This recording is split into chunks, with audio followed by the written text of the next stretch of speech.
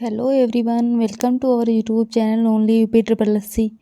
कैसे हैं आप लोग? आई होप आप लोग बहुत अच्छे होंगे। तो चलिए शुरू करते हैं आज का लेक्चर को शुरू करने से पहले आपसे रिक्वेस्ट है, अगर आपने चैनल को सब्सक्राइब नहीं किया है तो प्लीज़ कर लीजिएगा और नोटिफिकेशन बेल भी हिट कर दीजिएगा, जिससे कि आने वाली वीडियो के नोटिफिकेशन आपको मिल पाएँ। तो चलिए शुरू करते हैं आज का लेक्चर। फर्स्ट क्वेश्चन है, आधुनिक युग की मीरा के नाम से किसे जाना जाता है? अमृता प्रीतम को, महादेवी वर्मा को, अरुंधति राय को या फिर शोभा डे को?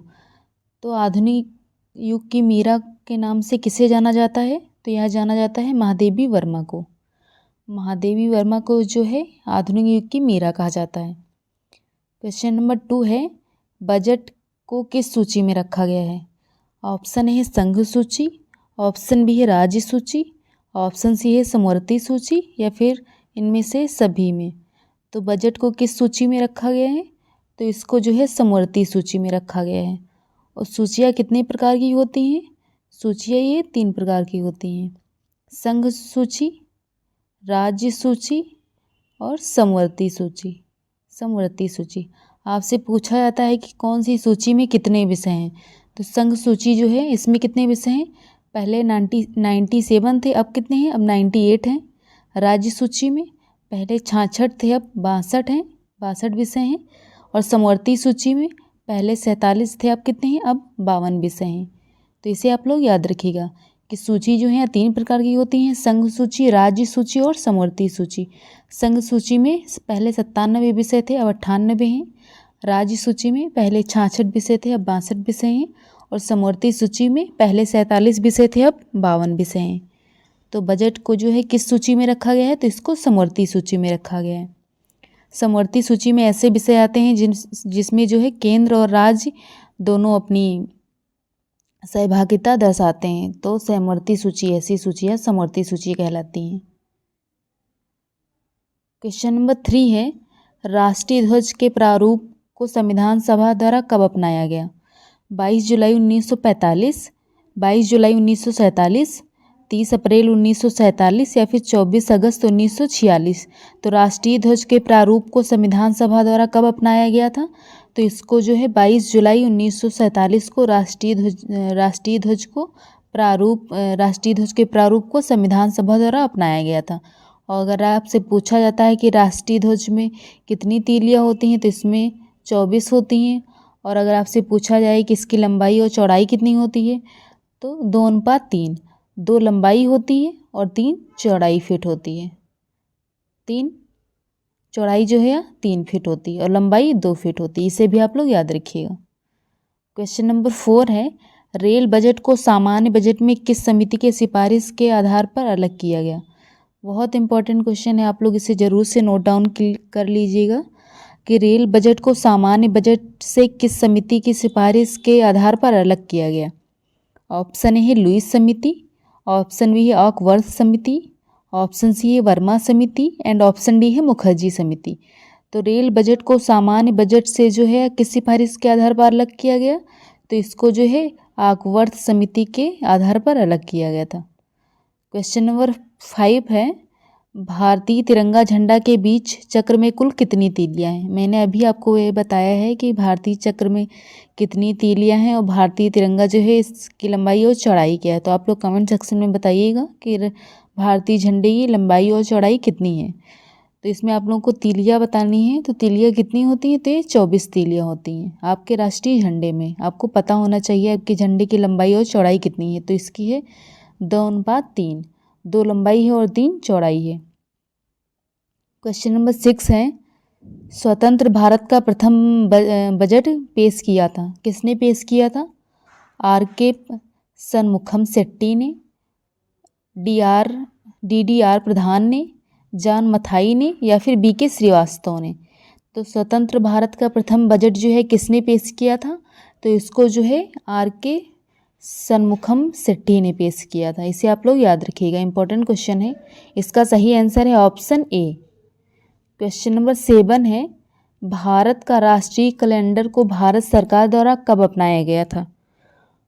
15 अगस्त 1947 को, 22 मार्च 1957 को, 16 अप्रैल 1946 को या फिर 26 जनवरी 1950 को। तो भारत का राष्ट्रीय कैलेंडर को भारत सरकार के द्वारा कब अपनाया गया था? तो यह 22 मार्च 1957 को अपनाया गया था। क्वेश्चन नंबर 8 है, भारत का राष्ट्रीय जलीय जीव क्या है? दरियाई घोड़ा, घड़ियाल, डॉल्फिन या फिर स्टारफिश। तो भारत का राष्ट्रीय जलीय जीव क्या है? तो इसका डॉल्फिन है। डॉल्फिन जो है भारत का राष्ट्रीय जलीय जीव है, इसे आप लोग याद रखिएगा। क्वेश्चन नंबर 9 है, वैट को सर्वप्रथम किस राज्य ने अपनाया था? बिहार ने, उत्तर प्रदेश ने, मध्य प्रदेश ने या फिर हरियाणा ने। तो वैट को सर्वप्रथम किस राज्य ने अपनाया था? तो इसको हरियाणा ने अपनाया था सर्वप्रथम। क्वेश्चन नंबर 10 है, प्रथम हिंदी सम्मेलन 1975 में कहाँ पर संपन्न हुआ? दिल्ली में, कोलकाता में, मुंबई में और नागपुर में। तो प्रथम हिंदी सम्मेलन जो है 1975 में हुआ था और यह कहाँ पे संपन्न हुआ था? तो यह जो है नागपुर में संपन्न हुआ था। बहुत इंपॉर्टेंट क्वेश्चन है, आप लोग नोट डाउन कर लीजिएगा। और अगर आपको लेक्चर पसंद आ रहा हो तो वीडियो को लाइक कर दीजिएगा, शेयर कर दीजिएगा और चैनल को भी सब्सक्राइब करना मत भूलिएगा। क्वेश्चन नंबर 11 है, सेन वैट का संबंध किससे है? सीमा शुल्क से, आयकर से, निगम कर से या फिर उत्पाद शुल्क से। तो सेन वैट का संबंध किससे है? तो इसका संबंध है उत्पाद शुल्क से। क्वेश्चन नंबर 12 है, विश्व की सबसे प्राचीन लिखित भाषा किसे माना जाता है? विश्व की जो सबसे प्राचीन लिखित भाषा है यह किसे माना जाता है? हिंदी, ग्रीक, रोमन या फिर सुमेरियन। तो विश्व की सबसे प्राचीन लिखित भाषा है सुमेरियन। ऑप्शन डी इसका सही आंसर है। सुमेरियन जो है विश्व की सबसे प्राचीन लिखित भाषा है। क्वेश्चन नंबर 13 है, भारतीय संविधान के 8वीं अनुसूची में कितने भाषाओं को सम्मिलित किया गया है? तो आपको तो पहले बताना है कि भारतीय संविधान जो है इसमें कितनी अनुसूचियाँ हैं। तो इसमें जो है जब मूल संविधान था, जब मूल संविधान बना था मतलब तब कितनी अनुसूचियाँ थी? तब थी मूल संविधान में जो कितनी अनुसूचियाँ थी? 8 थी। और अभी के संविधान में कितनी अनुसूचियाँ हैं? तो अभी 12 हैं। प्रेजेंट टाइम में 12 अनुसूचियाँ हैं। तो 8वीं अनुसूची में जो है राजभाषाएं दी हुई हैं। तो आप लोगों को बताना है कि इसमें कितनी भाषाएं हैं। तो इसमें जो है 22 भाषाएं हैं। ऑप्शन डी इसका सही आंसर है, 22 भाषाएं। और मूल संविधान में जो है कितनी भाषाएं थी? आप लोग बताइएगा। तो मूल संविधान जो है इसमें 14 भाषाएं थी और अभी 22 हैं। इसे भी आप लोग याद रखिएगा, इंपॉर्टेंट क्वेश्चन है कि अनुसूचियाँ कितने प्रकार की होती हैं। तो मूल संविधान जो था उसमें 8 अनुसूचियाँ थी और अभी 12 अनुसूचियाँ हैं। मूल संविधान में कितनी भाषाएं थी? तो 14 थी। अभी कितनी हैं? अभी 22 भाषाएं हैं। क्वेश्चन नंबर 14 है, सत्यमेव जयते कहाँ से लिया गया है? रामायण से, महाभारत से, मुंडकोपनिषद से या फिर इनमें से कोई नहीं। तो सत्यमेव जयते जो है कहाँ से लिया गया है? बहुत इंपॉर्टेंट क्वेश्चन है, आप लोग इसे ज़रूर से नोट डाउन कर लीजिएगा कि यह मुंडकोपनिषद से लिया गया है सत्यमेव जयते। इसे आप लोग याद रखिएगा। क्वेश्चन नंबर 15 है, भारत में सर्वाधिक बोली जाने वाली भाषा कौन सी है? हिंदी, बांग्ला, अंग्रेजी या फिर तेलुगु।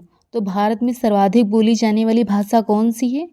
तो यह है हिंदी, क्योंकि हिंदी हमारी राष्ट्रभाषा है। तो सबसे ज़्यादा भारत में हिंदी बोली जाती है और सेकंड नंबर पे इंग्लिश बोली जाती है। क्वेश्चन नंबर 16 है, आधुनिक युग का तुलसी किसे कहा जाता है? रामधारी सिंह दिनकर को, मैथिली शरण गुप्त को, गोपाल सिंह नेपाली को या फिर कबीरदास को। तो आधुनिक युग का तुलसी जो है किसे कहा जाता है? तो यह मैथिली शरण गुप्त को कहा जाता है। आधुनिक युग का तुलसी जो है मैथिली शरण गुप्त को कहा जाता है। इसे आप लोग याद रखिएगा। क्वेश्चन नंबर 17 है, संस्कृत व्याकरण के जनक किसे माना जाता है? संस्कृत व्याकरण जो है इसका जनक किसे माना जाता है? वाल्मीकि को, तुलसीदास को, मनु को या फिर पाणिनि को। तो संस्कृत व्याकरण के जनक जो है यह पाणिनि को माना जाता है, पाणिनि। ऑप्शन डी इसका सही आंसर है। संस्कृत व्याकरण के जनक जो है पाणिनि को माना जाता है। क्वेश्चन नंबर 18 है, संसार का सबसे बड़ा महाकाव्य कौन सा है? कुरान है, बाइबिल, रामायण या फिर महाभारत। इंपॉर्टेंट क्वेश्चन है, आप लोगों को पता होना चाहिए कि संसार का जो सबसे बड़ा महाकाव्य है या कौन सा है? तो यह महाभारत है। महाभारत जो है संसार का सबसे बड़ा महाकाव्य है। क्वेश्चन नंबर 19 है, हिंदी विषय के लिए प्रथम ज्ञानपीठ पुरस्कार किसे प्रदान किया गया था? महादेवी वर्मा को, मुंशी प्रेमचंद्र को, नागार्जुन को या फिर सुमित्रानंदन पंत को? तो हिंदी विषय के लिए प्रथम ज्ञानपीठ पुरस्कार किसे प्रदान किया गया था? तो यह सुमित्रानंदन पंत को प्राप्त हुआ था हिंदी विषय का प्रथम ज्ञानपीठ पुरस्कार। क्वेश्चन नंबर 20 है, सबसे अधिक बार बजट किसने पेश किया? मनमोहन सिंह ने, डॉक्टर पी चिदम्बरम ने, प्रणब मुखर्जी ने या फिर मोरारजी देसाई ने? तो सबसे अधिक बार बजट किसने पेश किया है? तो यह पेश किया है मोरारजी देसाई ने। मोरारजी देसाई जो थे इन्होंने सबसे ज़्यादा बार बजट पेश किया था। क्वेश्चन नंबर 21 है, भारत का शेक्सपियर किसे कहा जाता है? तुलसीदास को, विद्यापति को, कालिदास को या फिर मुंशी प्रेमचंद्र को? तो भारत का शेक्सपियर किसे कहा जाता है? तो यह कहा जाता है कालिदास को। इसे आप लोग याद रखिएगा। क्वेश्चन नंबर 22 है, भारत का राष्ट्रगान जो है जनगण मन को संविधान सभा ने कब अपनाया था? बहुत इंपॉर्टेंट क्वेश्चन है, आप लोगों को पता होना चाहिए कि आपका जो राष्ट्रगान है इसको संविधान सभा ने कब अपनाया था। तो 22 जून 1947 को, 22 जनवरी 1950 को, 24 जनवरी 1950 को या फिर 15 अगस्त 1947 को? भारत का जो संविधान है इसे जो है संविधान ने अपनाया था, तो यह अपनाया था 24 जनवरी 1950 को। भारत ने अपनाया था 24 जनवरी 1950 को।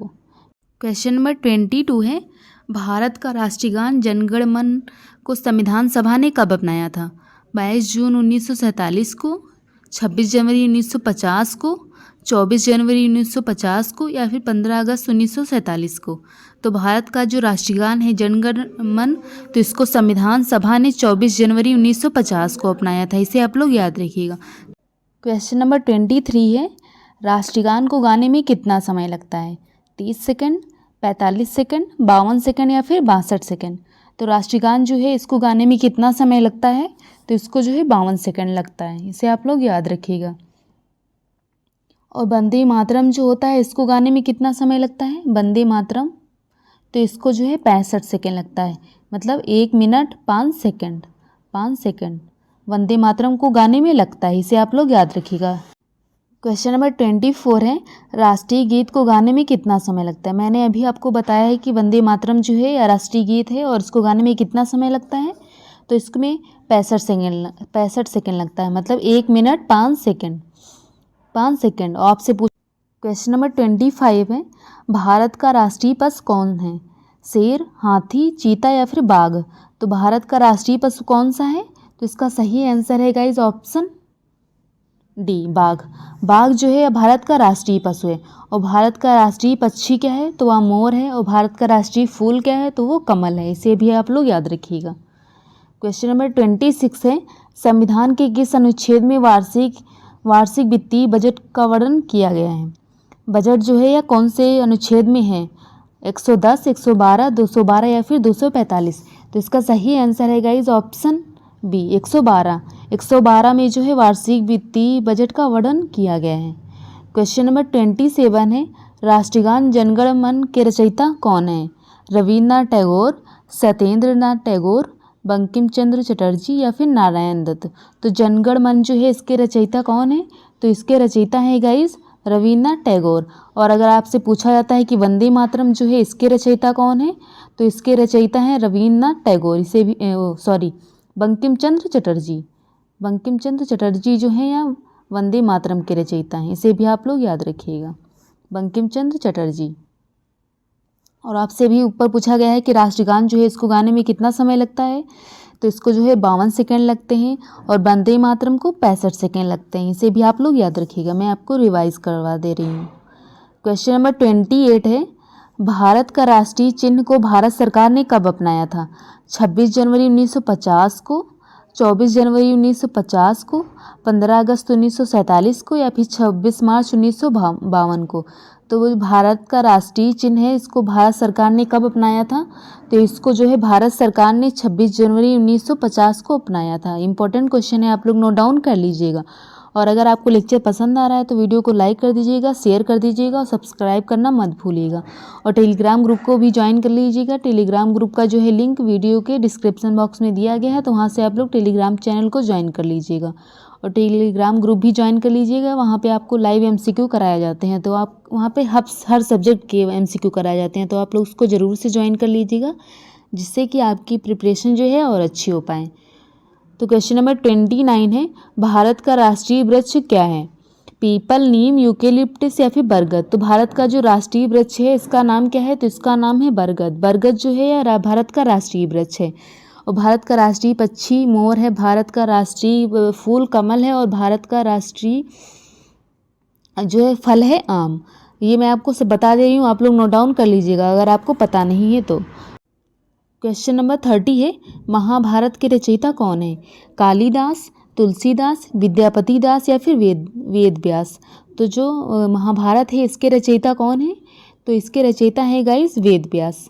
ऑप्शन डी इसका सही आंसर है। क्वेश्चन नंबर 31 है, प्रत्येक वर्ष हिंदी दिवस किस तिथि को मनाया जाता है?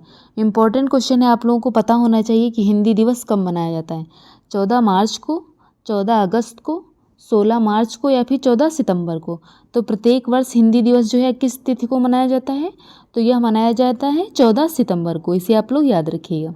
क्वेश्चन नंबर 32 है, भारतीय बजट के प्रणेता जो है किसे माना जाता है?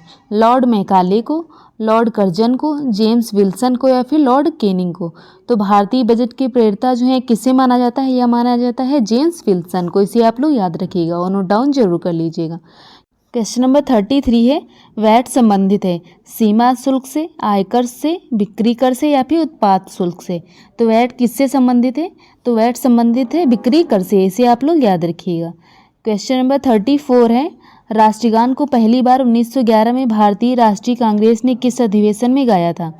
मुंबई में, कोलकाता में, नागपुर में या फिर दिल्ली में। इंपॉर्टेंट क्वेश्चन है, आपसे ये पूछा जाता है कि राष्ट्रगान को पहली बार कब गाया गया था? तो यह 1911 में गाया गया था। और अगर आपसे पूछा गया जाएगा किस अधिवेशन में गाया गया था, तो यह गाया गया था कोलकाता अधिवेशन में। 1911 में भारतीय राष्ट्रीय कांग्रेस ने कोलकाता में इसे पहली बार गाया था। इसे भी आप लोग याद रखिएगा। क्वेश्चन नंबर 35 है, राष्ट्रीय गीत को सर्वप्रथम 1896 में कांग्रेस के किस अधिवेशन में गाया गया था? राष्ट्रीय गीत मतलब वंदे मातरम। वंदे मातरम को पहली बार किस अधिवेशन में गाया गया था? मुंबई में, कोलकाता में, दिल्ली में या फिर मद्रास में। तो पहली बार जो है इसे 1896 में गाया गया था। और इस किस अधिवेशन में गाया गया था? तो यह कोलकाता अधिवेशन में गाया गया था। तो जो राष्ट्रगान है ये भी कोलकाता अधिवेशन में गाया गया था और जो राष्ट्रीय गीत है ये भी कोलकाता अधिवेशन में पहली बार गाया गया था। इसे आप लोग याद रखिएगा। क्वेश्चन नंबर 36 है, राष्ट्रीय गीत वंदे मातरम का प्रथम प्रकाशन किस ग्रंथ में किया गया है? गोदान में, कर्मभूमि में, तत्वबोधिनी पत्रिका में या फिर उपन्यास आनंद मठ में। तो वंदे मातरम का प्रथम प्रकाशन किस ग्रंथ में किया गया है? तो इसका उपन्यास आनंद मठ में किया गया है। इसे आप लोग याद रखिएगा। इंपॉर्टेंट क्वेश्चन है। क्वेश्चन नंबर 37 है, राष्ट्रगान का प्रकाशन सर्वप्रथम कहाँ किया गया है? तत्वबोधिनी पत्रिका में, उपन्यास आनंद मठ में, नील दर्पण में या फिर गोदान में। तो राष्ट्रगान का प्रकाशन सर्वप्रथम कहाँ किया गया है? तो इसका जो है तत्वबोधिनी पत्रिका में किया गया है। क्वेश्चन नंबर 38 है, भारत का राष्ट्रीय फूल क्या है? गेंदा, गुलाब, कमल या फिर सूरजमुखी, जिसे सूर्यमुखी भी कहते हैं। तो भारत का जो राष्ट्रीय फूल है यह कमल है। बहुत इंपॉर्टेंट क्वेश्चन है और बेसिक सा क्वेश्चन है। आप लोगों को पता होना चाहिए कि आपके राष्ट्रीय फूल क्या है। राष्ट्रीय फल जो है आम है, राष्ट्रीय पक्षी जो है या मोर है, और राष्ट्रीय जो पशु है वो बाघ है, और राष्ट्रीय जो वृक्ष है वो क्या है? बरगद है। क्वेश्चन नंबर 39 है, राष्ट्रीय गीत वंदे मातरम के रचयिता कौन है? तो इसके रचयिता जो है कौन है? तो यह है बंकिम चंद्र चटर्जी। इंपॉर्टेंट क्वेश्चन है, आप लोग जरूर नोट डाउन कर लीजिएगा। क्वेश्चन नंबर 40 है, भारत के झंडा गीत के लेखक कौन है? श्यामलाल गुप्त, बंकिम चंद्र चटर्जी, रविन्द्रनाथ टैगोर या फिर अरविंद घोष।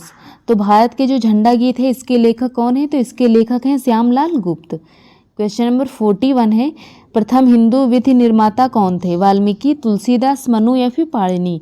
तो प्रथम हिंदू विधि निर्माता कौन थे? तो यह थे मनु। इसे आप लोग याद रखिएगा। इंपॉर्टेंट क्वेश्चन है। अगर आपको लेक्चर पसंद आ रहा हो तो वीडियो को लाइक कर दीजिएगा, शेयर कर दीजिएगा और सब्सक्राइब करना मत भूलिएगा।